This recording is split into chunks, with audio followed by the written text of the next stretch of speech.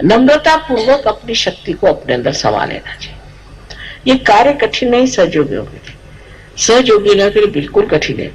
मैं देखती हूँ कि बहुत सी सहयोगिनी औरतें इतनी बकवास करती हैं, उनको पता नहीं क्या, कभी जाएंगी तो आदमियों से बक बक बक बक करेंगी। एक साहब दौड़े गया, माता जी मुझे बचाओ बचाओ बचाओ। मैंने कहा क्यों? मेरे पीछे लगे। मैंने कहा कौन? कहला वो जो बहुत बोलती है।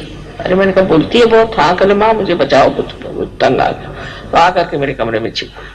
तो ज्यादा आदमियों से बात करने की जरूरत ही नहीं, बेकार की बकवास करने की जरूरत क्या? औरतों में भी एक बेकार की बकवास करने की जरूरत है। सहयोग में मैंने ये देखा है कि आदमी लोग सीखते हैं, ऐसे औरतों को भी सीखना चाहिए।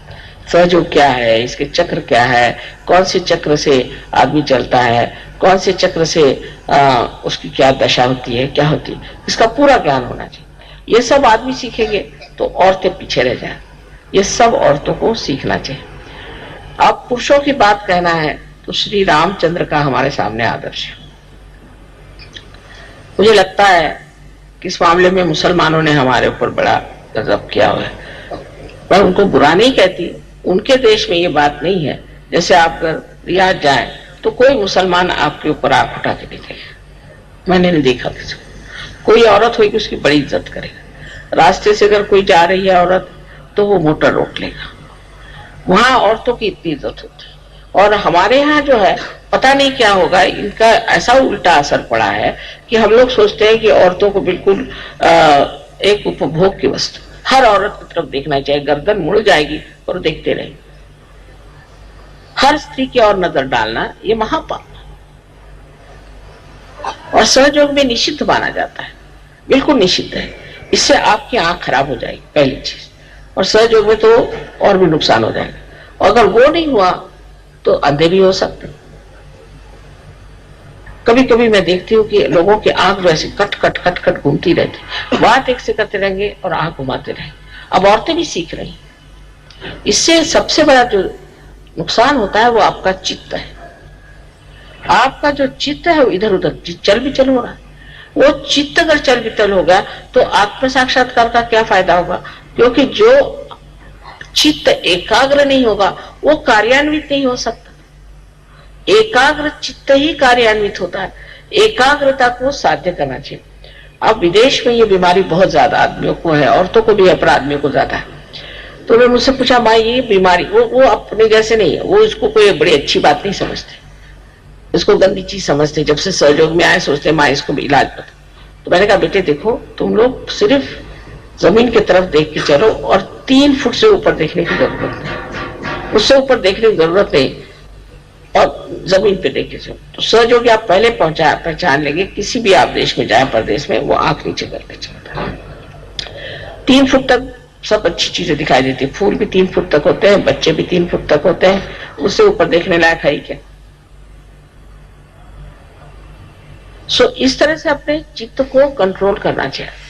अब श्री राम को तो जरूरत नहीं थी, लेकिन आपके पास का श्री राम का मान है तो आपको उनके जैसे अपने चित्त को कंट्रोल करना चाहिए। और अपने पत्नी से भी यही समझाना चाहिए कि तुम शक्ति हो और हम तुम्हारी इज्जत करते हैं, पर तुम उसके योग्य भी होना चाहिए। जैसे यत्र नार्या पूज्यन्ते तत्र रमन्ते देवता। जहां स्त्री पूजी जाती है वहीं देवता रहते हैं, पर वो पूजनीय भी होना चाहिए। क्या बैठ जाइए, अच्छा बैठिए, पूजा में इधर उधर नहीं घूमते। अगर स्त्री पूजनीय है, पूजनते माने पूजनीय तो होना चाहिए। किसी गंदी औरत की कोई पूजा करेगा क्या? किसी दुष्ट औरत की कोई पूजा करेगा? कोई राक्षसी स्वभाव की औरत उसकी कोई पूजा करेगा? तो जो और पूजनीय है वहीं पर उसकी पूजा होनी चाहिए और वहीं देवता रहते हैं। और सबसे पहले बात ये भी जान लेनी चाहिए कि ये हमारे बच्चों की माँ है। अगर पति अपने औरत पे बच्चों के सामने डांटना फटकाना शुरू कर दे, उसकी कोई इज्जत ना रखे, तो कभी भी बच्चे उसका मान नहीं करेंगे। तो इस तरह से जैसे समझ लीजिए कि एक प्राइम मिनिस्टर है, डिप्टी प्राइम मिनिस्टर है, स्त्री को भी पति का कभी भी अपमान नहीं करना चाहिए।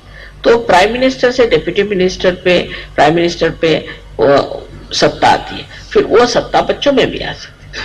पर अगर आप दोनों भी इस तरह के हो कि जिनको ये अंदाज ही नहीं, औरत चाहती कि मेरा चले, आदमी चाहते मेरा चले, आदमियों को चलाना अगर औरत को आ जाए तो कभी झगड़ा ना हो।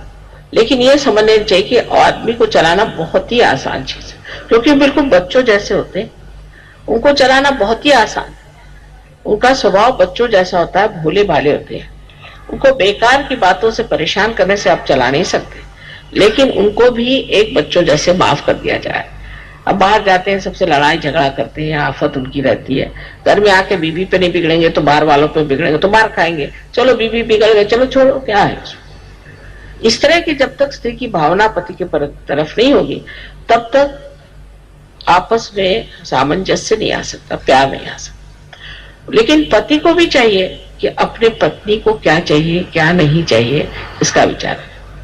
लेकिन ये नहीं कि आप पत्नी है, वो कुछ गलत बात बताए, कोई गलत सलाह दे, उस पर जरूर पति को कहना चाहिए कि ये गलत है, ये नहीं मैं करने वाला, ये झूठी बात है, ये मैं नहीं करना। लेकिन छोटी छोटी बातों पर झगड़ा करने की कोई जरूरत नहीं, और छोटी छोटी बातों को झगड़ा करना सहयोगियों को बिल्कुल नहीं शोभा देता। और मुझे बड़ा आश्चर्य होता है कि सहयोगी भी आपस में लड़ते रहते हैं और मुझे आकर बताते हैं कि मेरी बीबी ऐसे, तो बता दो मेरा हस्बैंड ऐसे। नहीं कर, दो आदमी दुनिया में सहयोगी प्रेम से नहीं रह सकते। ये सारे संसार को मैं कह रही हूँ कि हमको सबको प्रेम से रहना है, तो हम सब कैसे प्रेम से रहेंगे बताओ। ऐसी झगड़ा अगर होता रहा तो किस तरह से हो सकता है।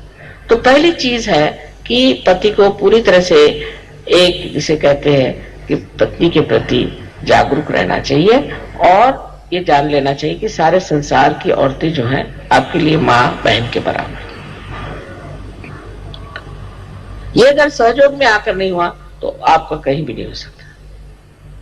अभी एक साहब थे, वो भी स्विस, अपने हिंदुस्तानी नहीं, तो एक लड़की के बाप थे, वो कोई सहयोगी नहीं थे, तो वो जरा ऐसे ही थे, इधर उधर उनका बहुत चलता था। तो वो सहयोग में भी आए, वो भी सहयोग में, दोनों बीबी उनकी बहुत अच्छी, शालीन, बहुत अच्छी लड़की। वो जहां भी जाए यही धंधे करते रहे। तो उनके बाप जो कि सहयोगी नहीं थे, उन्होंने कहा कि देखो बेटी तुम इसको छोड़ ही दो, क्योंकि जो सहयोग में भी आकर वो धंधा नहीं छोड़ता है वो कभी भी नहीं ठीक होता, तुम छोड़ दो इसको। वो कहा थोड़ा सा ठीक हो गया, कहले थोड़ा सा नहीं, अगर वो पूरा ठीक नहीं हो सकता तो ये सहयोगी है ही नहीं, इसको तुम छोड़ो, इससे तुम रिश्ता ही तोड़। जबकि एक आदमी सहयोगी नहीं है, वो भी इस बात को सोचता है कि सहयोग में आने पर भी अगर इसकी आंखें स्थिर नहीं होती, इसका अगर चित्त स्थिर नहीं होता, तो ये गलत बात है। दूसरे हमारे संस्कृति की जो विशेषता है कि स्त्री पुरुष का आपस में मेल जोल बस भाई बहन तक होना चाहिए, लेकिन ऐसा नहीं होता। मैं देखती हूँ कि फौरन कोई औरत है बकबकिया, और वो जाकर के बस किसी आदमी को भिड़ जाएंगे और उसे बकना शुरू कर दे। उसको पता नहीं क्या जरूरत है, मेरी समझ नहीं आता। औरतों के साथ नहीं बैठेंगे, आदमियों के साथ बैठे। ऐसे कुछ आदमी भी होते हैं स्त्री लंपट, वो बस कोई दिखाई दी औरत लग गए उसके साथ। कोई भी औरत दिखाई दे, फिर वो नौकरानी हो चाहे कोई हो, बस उनके हाथ में अगर कोई आ जाए लग गए उसके पीछे में। कोई उनको अपना आत्मसम्मान ही नहीं होता है, और इसको वो पुरुषार्थ समझते हैं। अरे भाई, पुरुषार्थ करने वाले जो पुरुषोत्तम है वो तो श्री राम, वो तो वहां बैठे हुए हैं जिनको की कहना चाहिए पुरुषार्थी है, और जो बिल्कुल ही पाताल में है वो अपने को पुरुषार्थी समझते हैं। इसमें कौन सा पुरुषार्थ है? या तो फिर श्री राम को मत मानो, फिर शैतान को मानो। अगर श्री राम को मानते हो तो उनके आइडियाज पे चलो। और इसीलिए अपने यहाँ अपने बच्चे भी खराब हो रहे हैं, औरतें भी खराब हो रही। पर तो भी मैं भारतीय संस्कृति की विशेषता कहूंगी कि औरतों ने बहुत संभाल लिया है। अभी अगर अमेरिकन जैसी औरतें थे तो आपको सब पहुंचा देती ठिकाने, उन्होंने तो सबको ठिकाने कर दिया अमेरिकन औरतों ने। वहां आदमियों का जो हाल है, अगर मैं आपसे बताऊं तो अगर 2 शादियां उस बेचारे की हो गई, 2-3 शादियां, तो वो तो हाथ में झोली लेके घूमने लगता है। और औरतें ने अगर 2-3 शादियां कर ली तो महल बना के बैठ जाती। पर वहां क्या, बच्चे घर छोड़ के भाग जाते हैं। वहां की सामाजिक व्यवस्था क्या है? तो अपने हिंदुस्तान की औरतों की विशेषता है, जो कि भारतीय ढंग से रही है, कि वो अपने घर को संभालती है, अपने बच्चों को संभालती है, अपने कर्तव्य को जानती है। पर ये चीज बदल रही है, ये नहीं की ये चीज है। वो भी देख रहे कि अगर हमारा आदमी ऐसा तो हम क्यों ना करें। वो ऐसा तो हम उसके साथ ऐसे क्यों ना करें, वो अगर 10 औरतों के साथ दौड़ते तो हम 15 औरतों आदमियों के साथ दौड़े।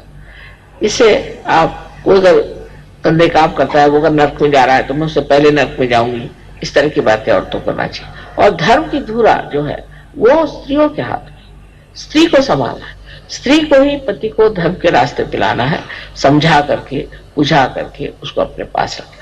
ये स्त्री का बड़ा परम करते हैं और उसके अंदर ये शक्ति है।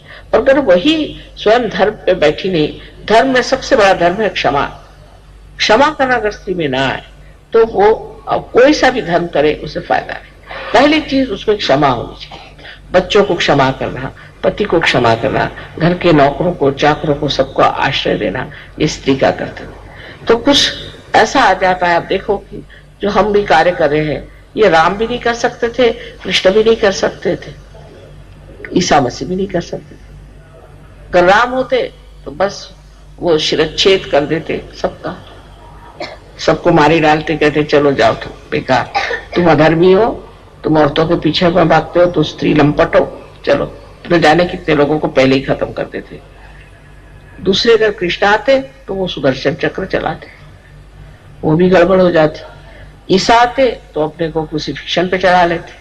अब ये तो बहुत अच्छा है, एक बार आप क्रूसिफिक्शन पे चले जाओ, काम खत्म है। रोज का क्रूसिफिक्शन तो नहीं होता। ये तो माँ ही कर सकती, ये माँ ही कर सकती है। उसके अंदर प्यार की शक्ति इतनी जबरदस्त है कि कोई भी चीज हो वो उस प्यार की शक्ति के सहारे पार हो जाती, वो सब चीज उठा लेती। और उसके तरीके ऐसे प्यारे होते हैं कि फिर बच्चे उसको बुरा नहीं मानते। कोई बात हो गई, अब समझ लो गड़बड़ हो गई कुछ, तो माँ है वो जानती किस तरह से टाल दे, और फिर डांट भी सकती है, क्योंकि बच्चे जानते हैं कि माँ हमें प्यार करती है, हमारे हित के लिए कहती, बच्चे उसका बुरा नहीं मानते। अगर बाप डांट दे तो बच्चे हो सकता है उनसे मुंह मोड़ ले, लेकिन माँ से, क्योंकि माँ का प्यार जो है वो ऐसा है कि निर्वाज, वो कुछ नहीं चाहती अपने लिए, वो ये चाहती मेरे बच्चे ठीक हो जाए, मेरी सारी शक्तियों को प्राप्त करें, अपने अंदर जो भी कुछ मेरा अच्छा है सब प्राप्त करें। ऐसे अगर माँ समझे तो बच्चे ठीक हो जाए। पर बहुत सी माँ बहुत फॉरवर्ड आगाऊ होती, सब चीज में घुसने जाएंगी, सब चीज में बोलने जाएंगी। उसका पति तो बेचारा चुपचाप बैठे रहेगा, यही देवी जी सामने में खड़ी हुई। ऐसे जब होता है तब बच्चे खराब हो जाते, तब संसार में और तरह के बच्चे पैदा होते हैं जो बड़े उत्पाती भी हो सकते हैं और जो बहुत हानिकारक है। स्त्री को पोटेंशियल पीछे रहना चाहिए और पति को आगे रखना चाहिए। ठीक है, जो कुछ भी है पति करे, स्त्री पीछे से उसकी मदद करती रहे, उसी के शक्ति का स्रोत ही स्त्री है, ये समझ लेना चाहिए। तो एक स्त्री को कितना शुद्ध होना चाहिए, कितनी मेहनत करनी चाहिए। आप सब कहेंगे कि माँ सब स्त्रियों पे छोड़ते, क्योंकि मैं जानती हूँ आप शक्तिशाली, मैं जानती हूँ हमारे अंदर बड़ी शक्ति है, क्योंकि मैं माँ हूं। अब देखिए मेरे ऊपर सबने छोड़ दिया कि हजारों लोगों को पार करो, इतनों को बीमारियां ठीक करो, सुबह से शाम बीमारियां ठीक कर, फिर लोगों को पार करो। ऐसे किसी ने काम किए थे? एक अहिल्या का उद्धार कर दिया, हो गया। उसके बाद किसका उद्धार किया? ईसा मसीह ने सिर्फ कुल मिला के 21 लोगों को ठीक किया। अभी तो मैंने 21,000 लोगों को ठीक किया होता। और दुनिया भर में घूमो फिरो, सबका ये करो वो करो, सब चल रहा है, पर कुछ नहीं लगता मुझे, क्योंकि वो शक्ति है ना प्यार की, तो प्यार की शक्ति मेरे से आगे दौड़ती। अभी बाहर निकलने से पहले मैं सोचती हूँ कि एक बार बंधन ले लूं, न जाने कैसे लोग मेरे पैर पकड़े, लेकिन भूल जाती हूँ। और जैसे ही कोई सामने ऐसा आ जाता, सब उसकी परेशानियां अपने अंदर खींच लेती। वो प्यार ऐसा है कि वो अपने आप ही कार्यान्वित करे। तो उसको मैं जानती हूँ कि ये प्यार है, इसी के सहारे सारा कार्य हो रहा, तो मैं नहीं बुरा मानती, जो भी हो रहा है ठीक है। थोड़ी तकलीफ होगी ना, कोई हर्ज नहीं, ये सब माँ ही कर सकते। और इसलिए मेरा विशेष आप लोगों की तरफ रुख है कि आप समाधान और स्थिरता के साथ कार्य करें। और पुरुषों को भी चाहिए कि अब अपने औरतों की पूरी सहायता करें और उनको समझे, उनका आदर करें। और जब तक दोनों भी पहिए एक रथ के एक जैसे नहीं होते हैं तो रथ घूमता ही रहता है, रथ आगे नहीं जाएगा। दोनों एक ही जैसे होने चाहिए, पर एक लेफ्ट को है, एक राइट को है। लेफ्ट वाला अगर राइट में लगाओ तो लगेगा नहीं, और राइट वाला लेफ्ट पे नहीं लगेगा। इसलिए ये दो तरह के चक्के हैं, और ये दोनों तरह के चक्के चल रहे हैं इसलिए क्योंकि ये एक जैसे भी हैं और एक जैसे है भी नहीं, एक दूसरों के बिल्कुल जैसे हैं, माने ये ऊंचाई में, लंबाई में, बढ़ाई में, लेकिन इनका कार्य जो है वो अलग अलग है। इसी प्रकार हमारे भी जीवन में होता है। तो श्री रामचंद्र जी ने सिर्फ पति पत्नी का ही विचार नहीं किया,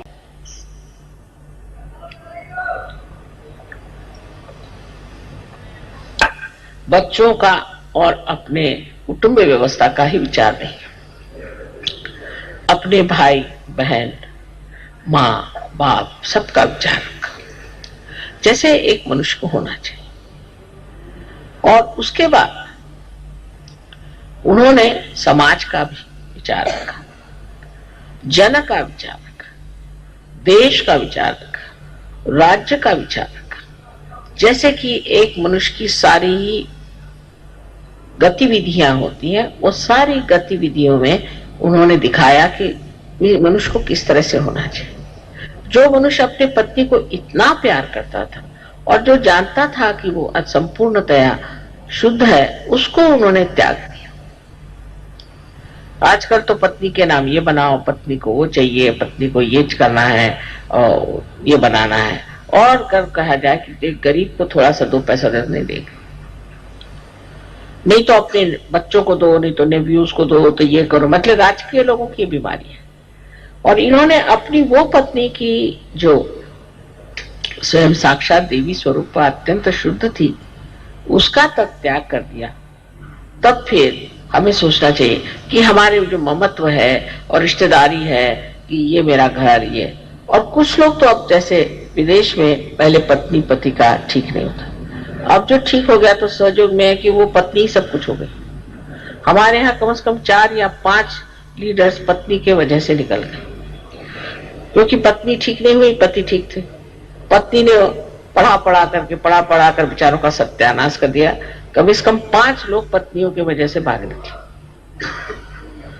सो यहां भी मैं कहूंगी कि पत्नी को समझना चाहिए कि सहयोग क्या है और उसमें अपना क्या स्थान है।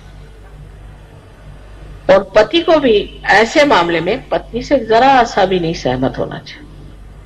उसे कहना चाहिए कि तुम बहुत ज्यादा बोलती हो, बहुत ज्यादा दौड़ती हो, तुम चुप बैठो, तुम किसी काम की नहीं, तुम्हारे चक्र ठीक करो। जब पति इस तरह के उसके साथ व्यवहार करेगा तभी ना तो वो ठीक होगी।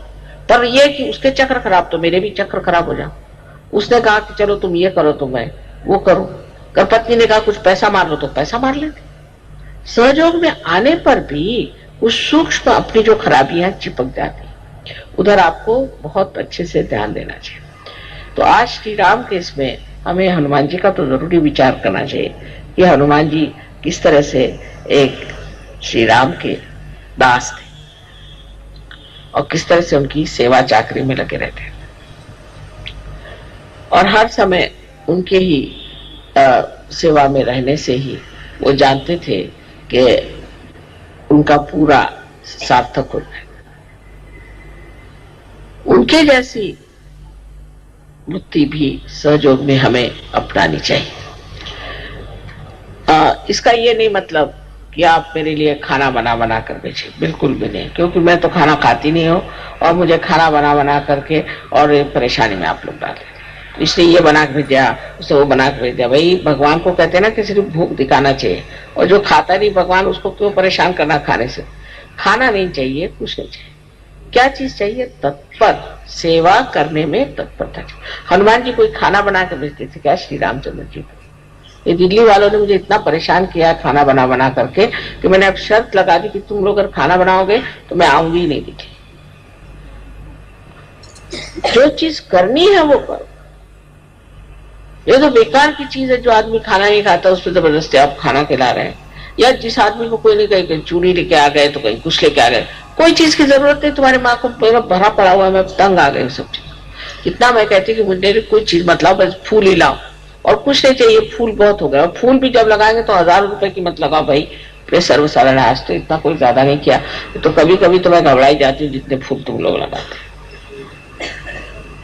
सो जो कुछ करना है वो संतुलन में, जैसे माँ को पसंद है, माँ तुम्हारी सीधी सादी औरत है, उसको क्या अकल है इन सब चीजों की।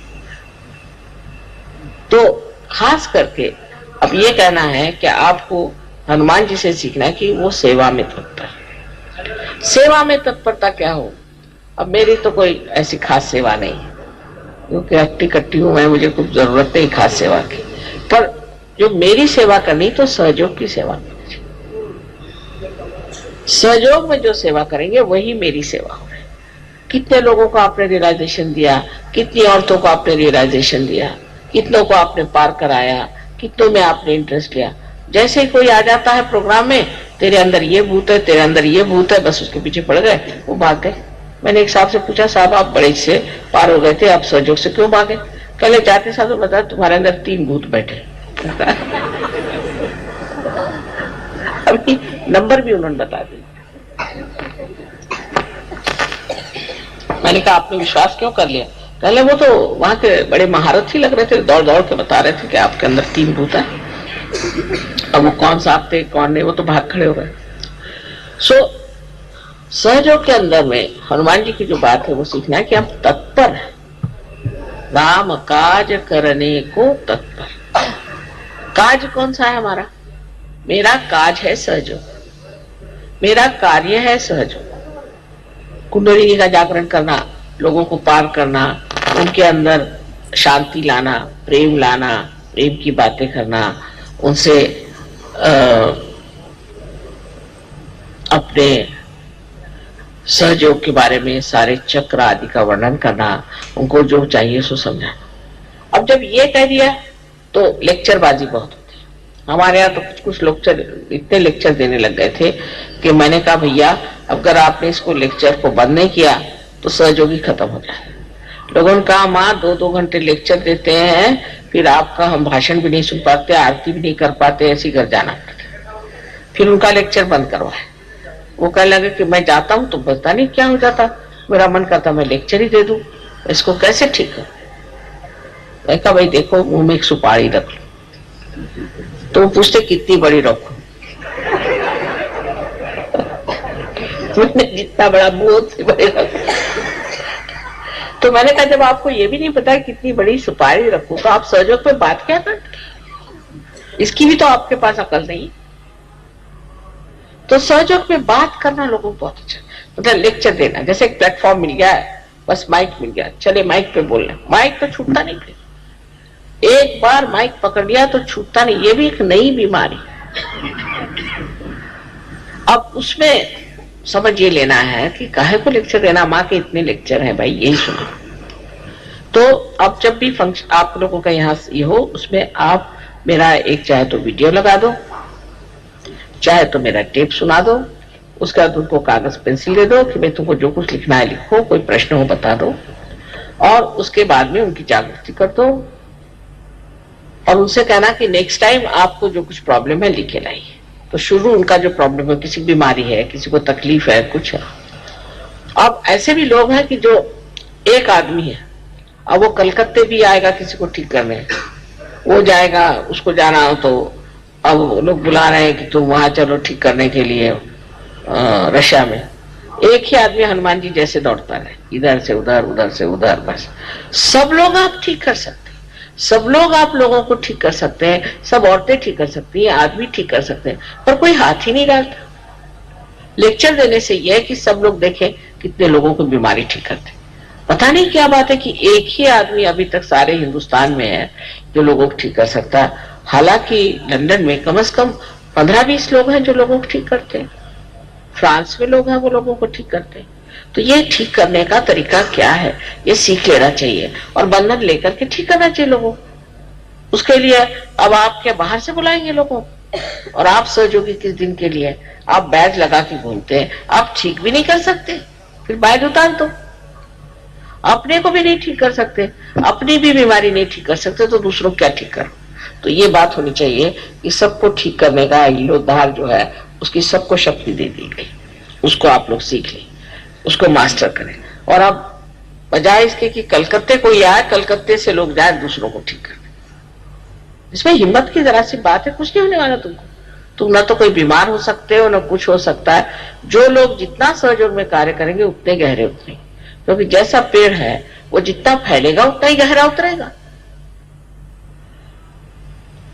सहयोग में और इनका अवतरण में एक बड़ा भारी फर्क है कि पहले उन्होंने कोई सामाजिकता से अध्यात्म नहीं दिया था। ये शक्तियां किसी को दी नहीं थी, समाज के लिए मिली नहीं थी। एक आध आदमी को शक्तियां मिली थी, जैसे कि राजा जनक ने नचिकेता को आत्म साक्षात्कार दिया।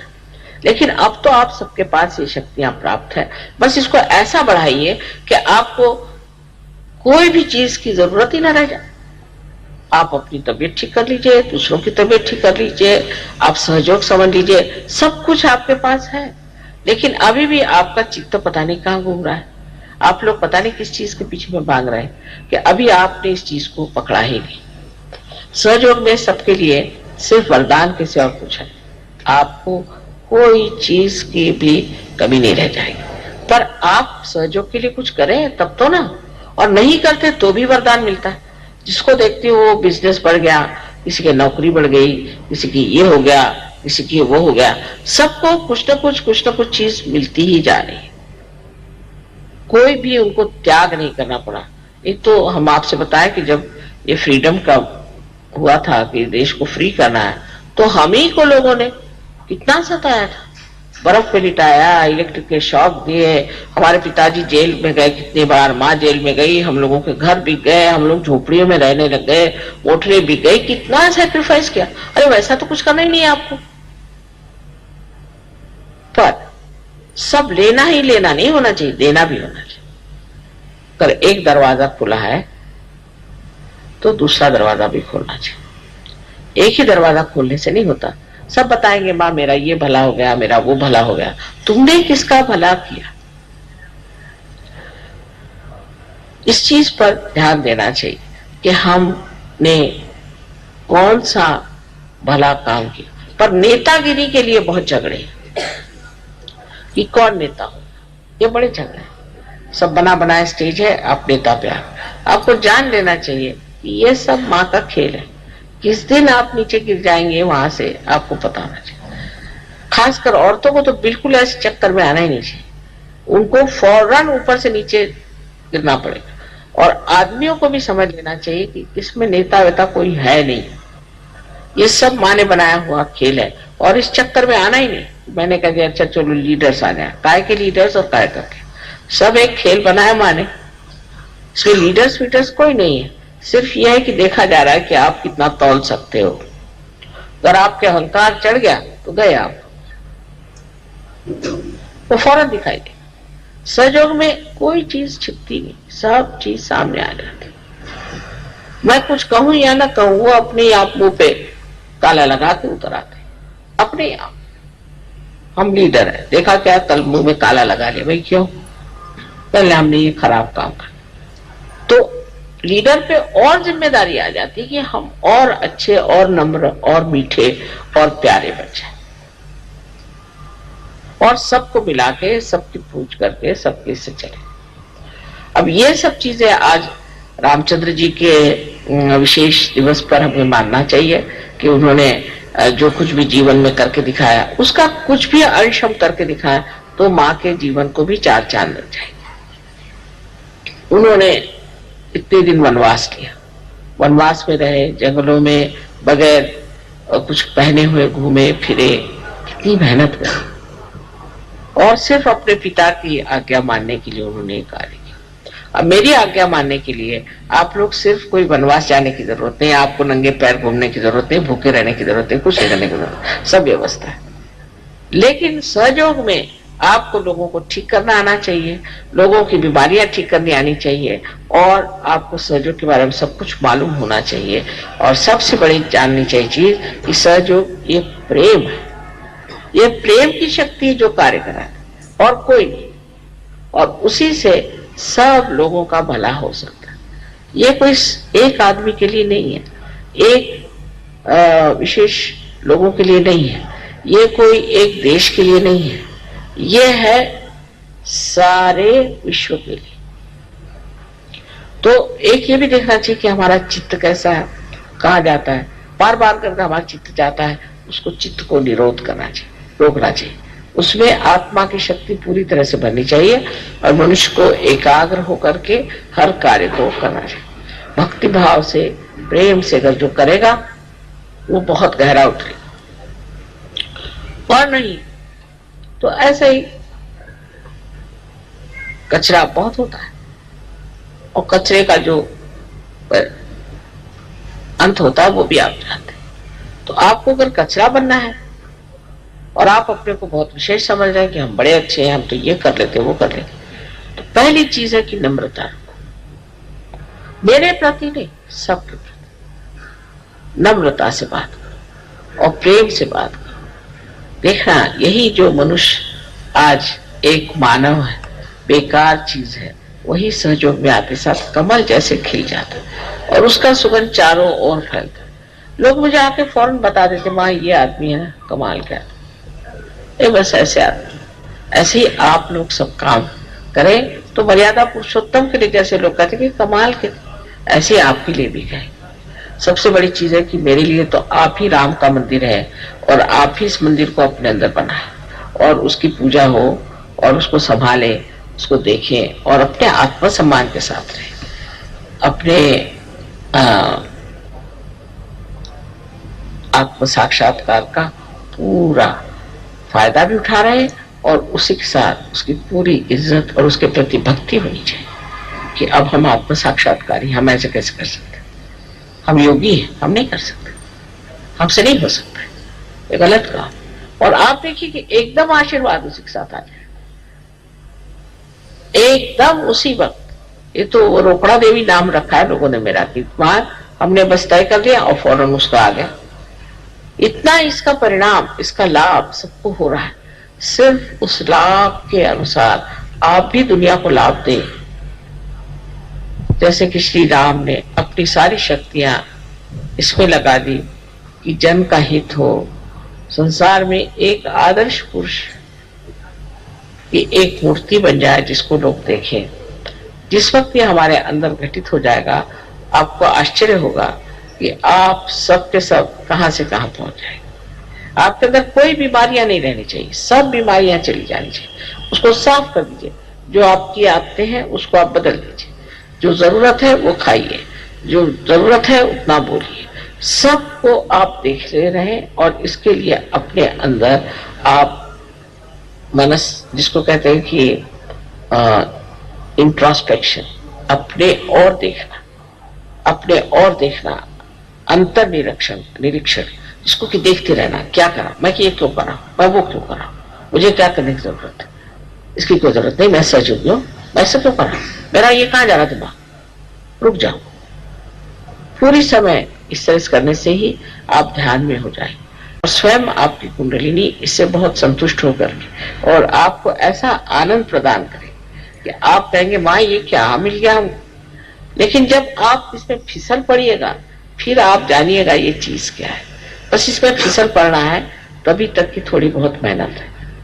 आज मैंने कहा था कि रामचंद्र जी का तो 12 बजे जन्म हुआ था, तो आराम से ही पूजा होने दो और ठीक हो रहा है। तो इसमें रामचंद्र जी की पूजा में तो कोई खास काम नहीं है और मतलब बिचौड़ी पूजा भी नहीं है, लेकिन इसमें समझने की जरूर बात है, क्योंकि वो मनुष्य स्वरूप थे और मनुष्य स्वरूप जो है वो अपने अंदर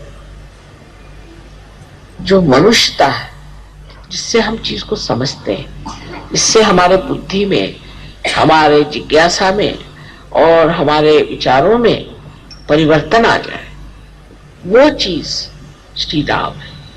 उन्हीं के माध्यम से हमारे विचार बदल सकते हैं, उन्हीं के माध्यम से हमारा स्वभाव बदल सकता है, क्योंकि हमारे लिए एक वो आदर्श है। उनके आदर्श तक पहुंचने के बाद ही दूसरे आप आदर्शों तक पहुंच सकते हैं, क्योंकि वो मनुष्य का आदर्श है। कितनी बड़ी चीज है कि परमात्मा मनुष्य बनकर इस संसार में आए कि इनके लिए हम आदर्श बन जाए और सब विपत्तियां उठाई, सब आफतें उठाई, दिखाने के लिए कि कोई सी भी विपत्ति और आफत आती है, मनुष्य को अपना धर्म नहीं छोड़ना चाहिए, विश्व धर्म नहीं छोड़ना चाहिए और अपना योग है उसमें बने रहना चाहिए। आप सबको हमारा अनंत आशीर्वाद।